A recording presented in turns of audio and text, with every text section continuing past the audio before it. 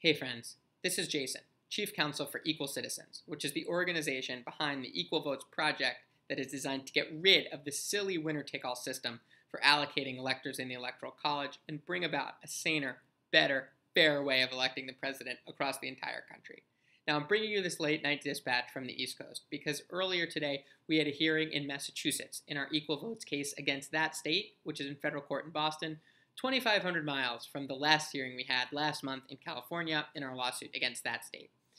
Even though they were on opposite coasts, this hearing went similarly, and I think our lead counsel, superstar litigator David Boies, also really brought it today. But he faced hard questions. So the quick summary is that the Assistant Attorney General for Massachusetts got up to the podium first, and she presented the state's argument.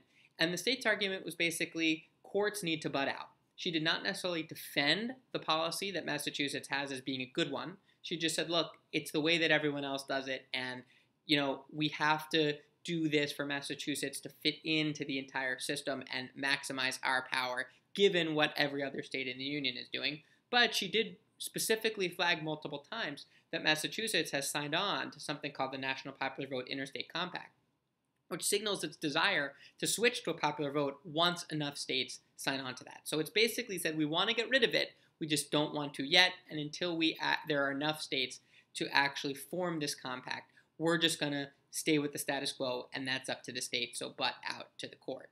Now, David Boies, when it was his turn to come to the podium, he understood that butt out is not a good answer when there is an ongoing constitutional violation. And the Constitution is being violated in several respects. First, as he pointed out, this system violates one person, one vote because it throws out so many votes.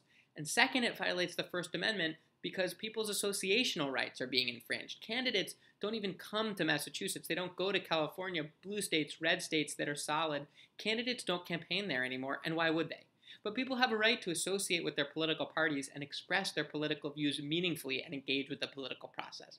So we emphasize that.